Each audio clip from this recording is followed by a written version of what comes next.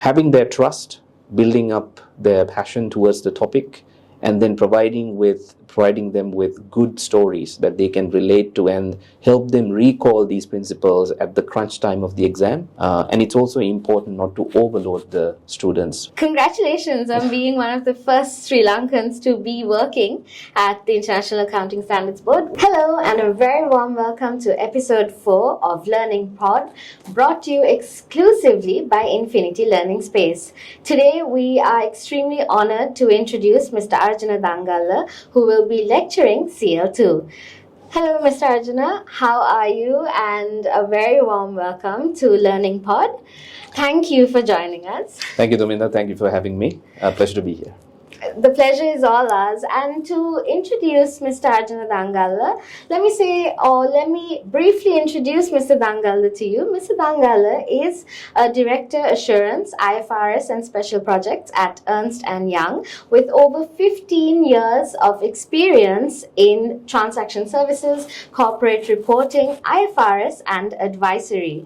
Mr. Dangala is also a member of the Institute of Chartered Accountants of Sri Lanka, and in the Institute of Certified Public Accountants and Institute of Chartered Accountants in England and Wales, amongst many of the qualifications that he holds. Hello, Mr. Dangala. It's truly a pleasure to have you with us on Learning Pod. To start off with, you have amazing experience and you have a wide variety of experience in financial reporting, advisory, transaction services. Could you tell us a little bit about that journey that you've taken? I'd be happy to. And thanks again, Domindra, for having me. So my journey began, as many of us can relate to, from signing my articles at a local audit firm, getting through my A-levels and going straight into practicing. So that's where it all started. Funnily enough, for me, the journey really began when Sri Lanka decided to adopt the international financial reporting standards along with the auditing standards, the international auditing standards, because at that time, for the first time after a long time, people took a lot of interest in financial reporting. There was a lot of personalities from the global accounting community that came down to Sri Lanka to train us, as well as provide us with the insight into what's the latest when it comes to reporting side of things. So that's when I got into the topic with a lot more serious intent. I was fortunate because of some of the train the trainer programs that the Chartered Institute had sort of organized. And so I was a part of those initial programs, and that's when I developed my passion towards this particular topic. And from there onwards, I pursued it with a lot of intent, and that's how I got the opportunity to, at a certain point in time, lodge my CV to the National Accounting Standards Board to work for them. At that time, there were no other Sri Lankans working there, and there were no history of one of our people getting through to their technical staff. So fortunately for me, I was able to get that opportunity, and that's where my accounting journey really began to take shape. That's amazing, and congratulations on being one of the first Sri Lankans to be working at the International Accounting Standards Board. What was that experience like? Because I believe you were also part of developing the accounting standards setting projects. Yes. What was that experience like? And to take that experience to actually apply it for advisory and financial reporting, corporate reporting, what was that experience like? Well, it was a very different experience because we, from a Sri Lankan context, very rarely get the opportunity to be a standard setter. We can be a financial reporting preparer. We can also be one of the people who are using that information as an investor or a regulator. But it's very rare that you get that opportunity to get into the inner sanctums of how accounting standards are developed. It's a process that starts from feedback from the users and then takes into the next level where we do a lot of gathering of information, where we do a lot of research, and that research goes through a phase of being vetted, validated, and discussed technically by experts in this field, including the board members of the National Accounting Standards Board, and then the drafting of the accounting standards as well. Now, all of these things help a lot when it comes to unpacking the complexities of an accounting standard when we get to the stage where we are trying to provide other students or personnel in the industry the insights into how to applying them. Because once you know how it was constructed, it's much easier to dissect it to a level where you can teach somebody or provide that insight to somebody else who isn't in that process. So that's how I think where I could bring value from my perspective to anyone who's willing to, go through that process and go through that journey. Absolutely. And speaking of students and giving them that knowledge and understanding, Infinity Learning Space is an online platform, and CL2, Financial Reporting and Governance, is not it's not specifically an easy subject. It's got a lot of complex reporting involved. Is there a specific teaching method that you prefer to take when teaching a subject like CL2? I think subject like CL2 requires you to have a certain amount of passion about the topic. It's not a subject where just because somebody provides you with the key information that you can be thorough with it. There's a lot of work that a student or someone who aspires to become an expert on that field needs to do, where I would bring in those expertise or bring in my teaching techniques would be where to get everybody interested in the first place. Build up that passion, build up that, the hunger to learn. Second thing is, teaching is all about proper storytelling. You need to bring in the examples from the contemporary world. You need to bring in relevant examples from the industry itself. And then you need to connect the dots. You need to link those so that the principle and its actual application or the practical event takes shapes in the mind of the student. So making those examples come to reality or get them in front of the students in a way that they can really understand them properly is vital for that. The third important thing is resources. Finding trustworthy, finding properly validated and vetted information, materials, may it be material provided by global accounting bodies or by the Institute of Chartered Accountants itself, or other resource managers and aggregators. The content or the quality of those resources will matter a lot. And it's also important not to overload the students with this information. So having their trust, building up their passion towards the topic, and then providing them with good stories that they can relate to and help them recall these principles at the crunch time of the exam. Those are the things that would benefit them the most. Okay, that's very interesting. And also, speaking about benefiting students, there is a common misconception for CL2 that if you know your accounting standards, you can get through. Or if you know how to consolidate financial statements, you can probably get through the papers. What is your take on that? Because I believe accounting standards is only 50% of the syllabus. So what is your take on that?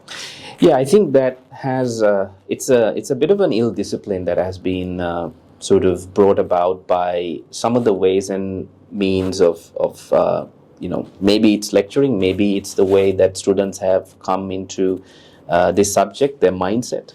The most important thing about CL2 as a subject, and I keep repeating this, is having an open mind, having your biases set aside, having a neutral mindset when it comes to where this particular question or where this topic might take me.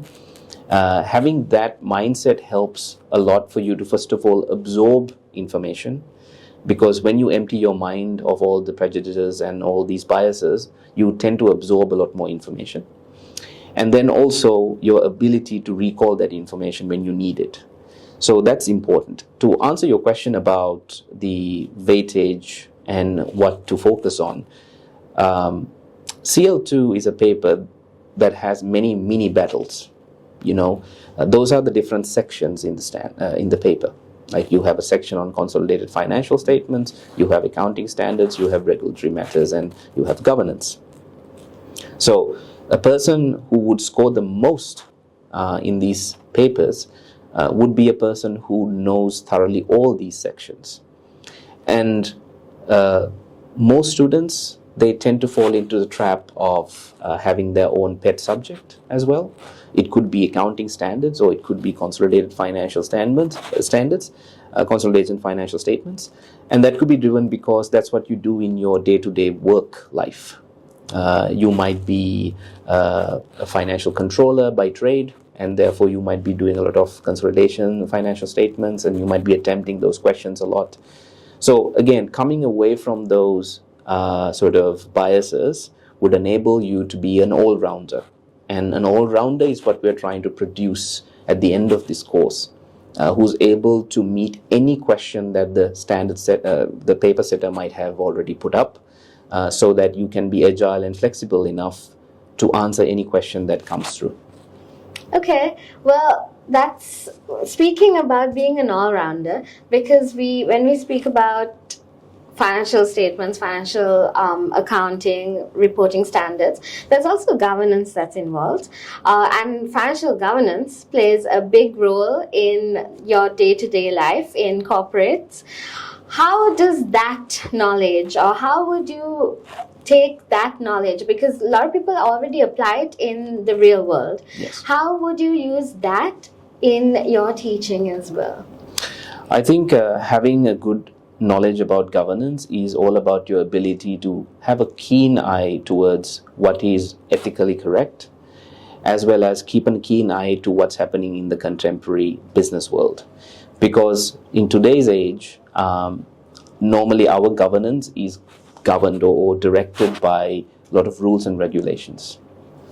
But in hindsight, if you really break down those rules and regulations and you look into the core, the principles are still values, business values, and also values that are ethically anchored into concepts that we believe are the fundamentals of doing a business correctly. So trying to teach about governance starts from the fact that the students should have an idea about what's right versus what's wrong. That is the core principle of that. Then we have to build on what is required and what is ethically correct, and where does the governance requirements come into play in your day-to-day business practices, and ultimately where can it hurt you from a risk management point of view. So all of those things matter.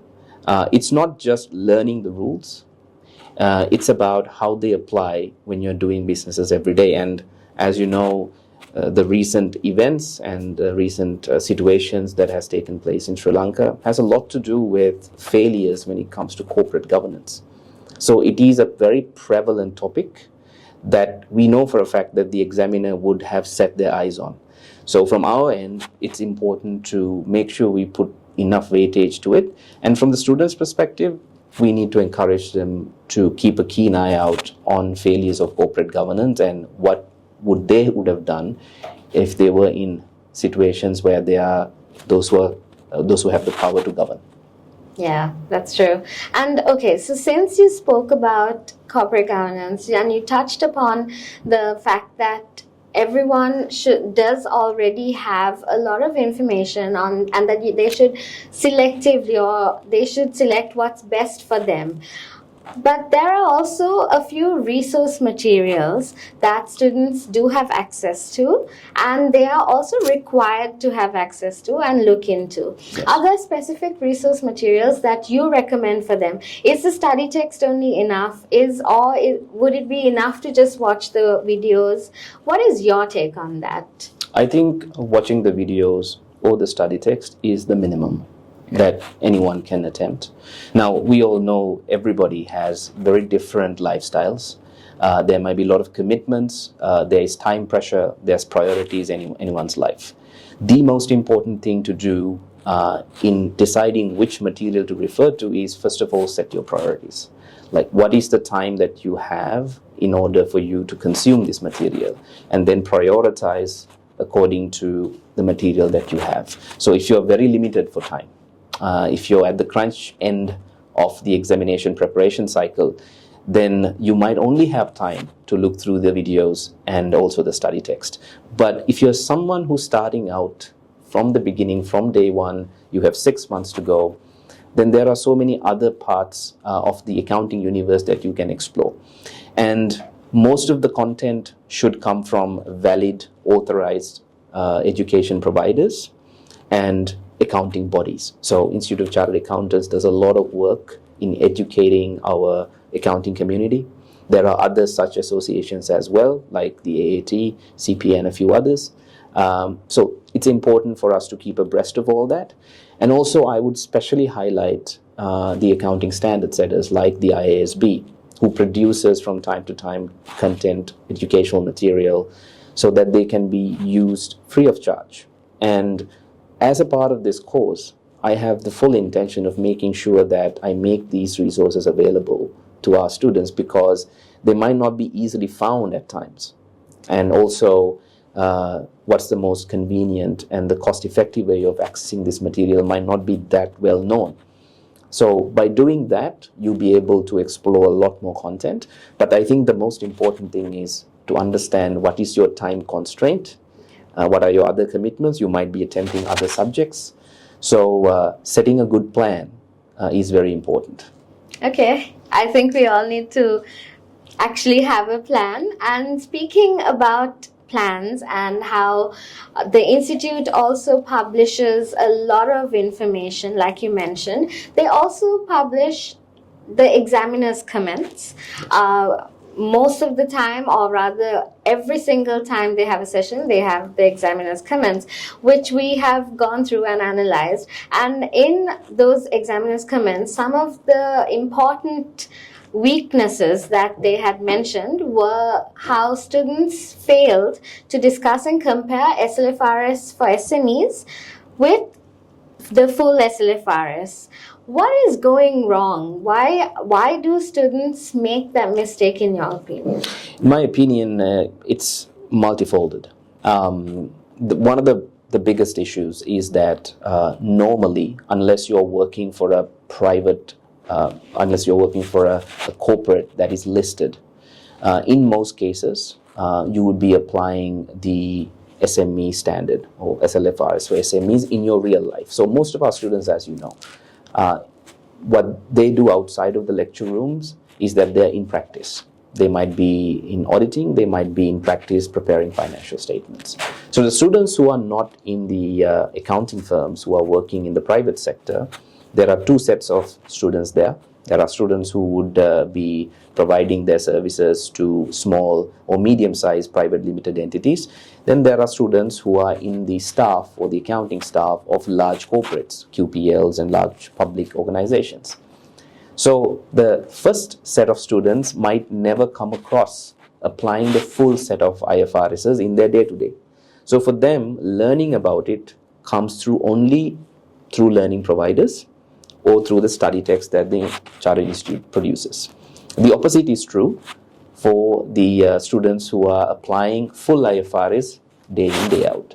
So for them, the touch with the day-to-day or the lack of plays a part in their ability to answer questions on those two frameworks. That's number one. The other thing is, I think people tend to put less weightage on SLFRS for SMEs because they consider the full IFRSs as the hot topic when it comes to setting papers from a paper setting point of view. So they tend to put lesser weightage on learning about the differential between the SLFRS for SMEs versus full IFRSs. Now, most of those tend to be around disclosure, but there are recognition and measurement concessions given by the SLFRS for SME standard. And because of that reason, there might be poorer performances at the examination. Okay, and speaking of poorer performances, there are also certain other mistakes or certain things that students cannot do. Would you like to touch up touch upon some of those mistakes or things that students may not do in order to perform better, because given the time constraints and exam pressure, Yeah. there are certain things that I believe you could help the students with. What would those be? Absolutely. I think, and I completely get the sort of difficulty with the exam pressure on you performing at a controlled environment like an exam. It has a lot of challenges to it, and I think what students may be able to do is to build up discipline. CL2 info, for that matter, any paper within the CA exam curriculum, they try to test your professional judgment and your application of concepts that you were given exposure to learn. And the important thing there is having the discipline to digest the fact pattern, digest the active verb in the question, and then understand which specific point you have to illustrate your knowledge onto your answering sheet. So that process has a lot of challenges to it. Building up discipline to go through those steps, that is, read the question carefully, note down the key fact patterns. If it's a timeline, to write up the timeline, to draw up the timeline. If there are relationships between fact patterns, brainstorming those relationships onto the question paper or on a different paper, and then dotting down the main points of your answer, and then filling up the remaining content with the time that you have. That's a process. So sometimes when we get excited, when we get nervous, when we are not confident at the examination, we tend to forget those steps. So that's why I believe discipline is important. That's why practice is important. End of the day, students who do well in this exam might not always be students who have the best knowledge or the best techniques or the technical know-how, for that matter, in accounting. It's the students with the best strategy. And that's the most important thing you need to build up as a student, as an applicant.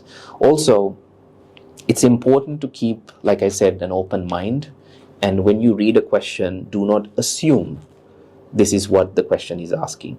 Be very precise, and also give due credit to what the examiner is asking, not like I said earlier, to your biases or your pet subjects. Yes, exactly. And also, speaking about students and what they can do, we also have, because CL2 is a subject where or with Infinity Learning Space, we have students who may be sitting for it again, but we also have students that are starting the subject brand new, who have just completed the previous level. What would your advice be for all students who, they may be starting it brand new, they may be starting it or starting to learn it for another attempt? What would your advice be for students?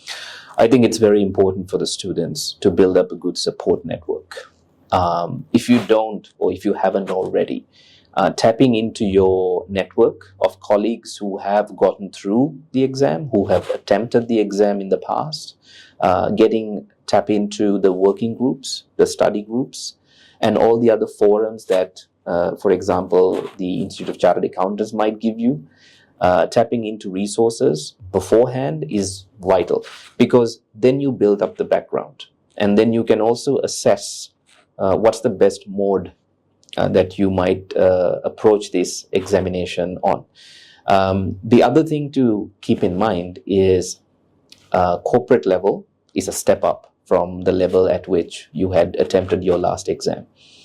Just because you got through that exam does not mean automatically that you have the relevant knowledge or the ease at which you can go through CL2. The most important thing is, like I said, build up the correct level of discipline for this subject stream. And finally, and you can't stress this enough, exams don't live in isolation. They're not in silo. Most of these exams are testing someone's ability to execute these principles and policies in practice. So Students in most cases are already applying these principles and practices in their day-to-day. Drawing from those experiences is very important. Those day-to-day experiences will nourish your understanding, and when you attempt these examinations, what the examiner is looking for is for you to bring in that specific knowledge, because students who are attempting CL2 have finished years of experience, a number of years of experience. So the answers also expect that experience to come through in your write-ups. So demonstrating that that experience in your answers comes from the fact that you are drawing from your day-to-day, connecting those principles, and then bringing them onto your answering paper. So that's important. And also, as I've been saying, it never hurts for you to be planning things in advance. You might have certain milestones in your career. You might have certain milestone in your personal life. How is that going to align with your attempt at CL2? All of those things need to be considered before you start this journey, because then your journey would be a lot less haphazard. Definitely. And I think we all need discipline as well. Definitely for me as well.